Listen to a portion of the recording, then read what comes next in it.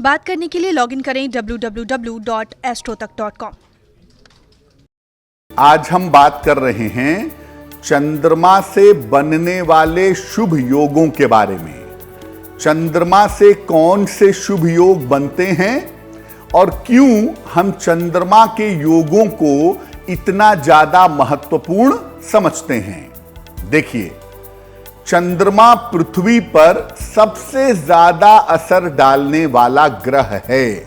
वैसे तो खगोल शास्त्र में इसे उपग्रह कहते हैं, लेकिन ज्योतिष में हम चंद्रमा को एक संपूर्ण ग्रह मानते हैं और पृथ्वी से सबसे निकटतम होने की वजह से यह पृथ्वी पर सबसे ज्यादा असर डालता है। इसका सीधा असर व्यक्ति के मन पर और संस्कारों पर पड़ता है।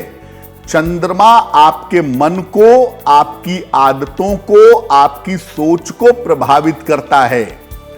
इसीलिए चंद्रमा से कोई भी योग बनता हो, अच्छा योग बनता हो तो भी और खराब योग बनता हो तो भी, यह बहुत ज्यादा इंपॉर्टेंट होता है, क्योंकि चंद्रमा का अच्छा योग आपके मन वाले हिस्से को बहुत अच्छा कर देता है और चंद्रमा का खराब योग आपके मन वाले हिस्से को बहुत ज्यादा खराब कर देता है। वैसे तो चंद्रमा से बहुत सारे शुभ योग बनते हैं, लेकिन चंद्रमा से 3 प्रकार के शुभ योग ज्यादा महत्वपूर्ण होते हैं। एक है अनफा, दूसरा है सुनफा और तीसरा है दुर्धरा। ये 3 चंद्रमा से बनने वाले सबसे ज्यादा महत्वपूर्ण योग माने जाते हैं और इन तीनों में से अगर एक योग भी आपकी कुंडली में है तो आपको ये योग जीवन में विशेष बना देंगे और आपको विशेष शक्ति, विशेष ताकत प्रदान करेंगे। अगर ये तीनों योग आपकी कुंडली में हैं तो आप जीवन में अद्भुत सफलता या अत्यंत विशेष सफलता जरूर प्राप्त करेंगे। तो चंद्रमा के जो 3 योग हैं, अनफा, सुनफा और दुर्धरा, इन योगों का बहुत ज्यादा महत्व है और इन योगों के कुंडली में पाए जाने पर चंद्रमा बहुत शक्तिशाली हो जाता है और चंद्रमा अगर शक्तिशाली हो जाता है तो जीवन में सफलता की संभावनाएं काफी ज्यादा बढ़ जाती हैं। जैसा कि आपको पहले बताया कि चंद्रमा के 3 महत्वपूर्ण योग हैं, अनफा, सुनफा और दुर्धरा। उसमें से अनफा योग क्या होता है और इसका प्रभाव क्या होता है। कुंडली में आपके चंद्रमा जहां बैठा है, उसके पहले वाले खाने में, उसके पिछले भाव में अगर कोई ग्रह बैठा हुआ हो तो अनफा योग बन जाता है। चंद्रमा से पिछले वाले खाने में, पिछले वाले भाव में कोई ग्रह बैठा होगा तो अनफा योग बनेगा, लेकिन यह ग्रह सूर्य नहीं होना चाहिए। अगर यह सूर्य होगा तब यह योग नहीं बनेगा। चंद्रमा के पिछले भाव में सूर्य के होने से यह योग भंग हो जाता है।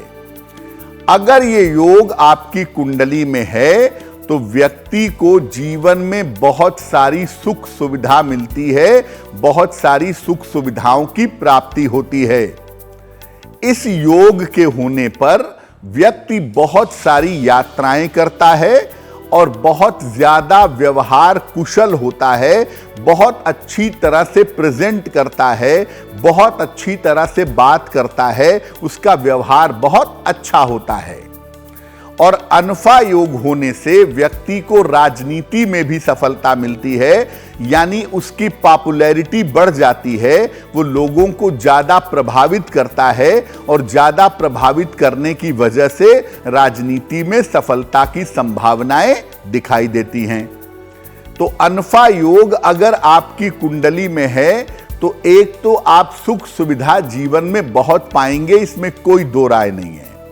दूसरा, आपकी पॉपुलैरिटी होगी, आप जनता में प्रसिद्ध होंगे, राजनीति में जा सकते हैं।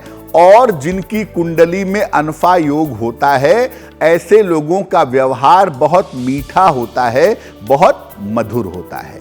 क्योंकि चंद्रमा के आगे ग्रह होगा तो अनफा, चंद्रमा के पीछे ग्रह होगा तो सुनफा, और चंद्रमा के दोनों तरफ ग्रह होगा तो दुर्धरा नाम का शुभ योग बनता है। ये 3 शुभ योग बन जाते हैं। लेकिन अगर चंद्रमा के आगे पीछे कोई ग्रह ना हो, चंद्रमा आइसोलेटेड हो, अकेला बैठा हो, तो ये स्थिति बहुत अशुभ मानी जाती है, बहुत निगेटिव माना जाता है इसको। और इसको हम एक योग कहते हैं, उसका नाम है केमद्रुम योग।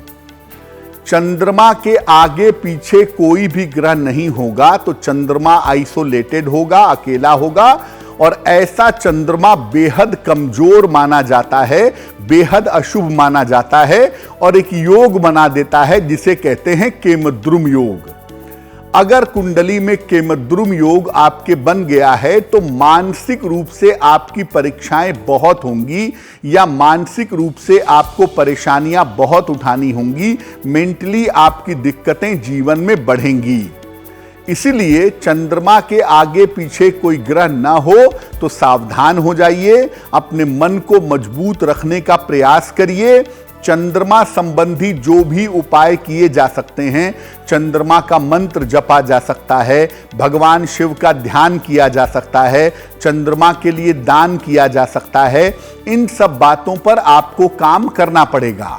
क्योंकि चंद्रमा के दोनों तरफ ग्रह ना होने से जो मानसिक समस्याएं हैं वो पैदा हो सकती हैं, डिप्रेशन पैदा हो सकता है, डाइजेशन की समस्या हो सकती है, शरीर में ट्यूबरक्लोसिस जैसी प्रॉब्लम, लंग्स की या छाती की समस्या हो सकती है। ये तमाम समस्याएं चंद्रमा देगा अगर वो अकेला होगा, आइसोलेटेड होगा।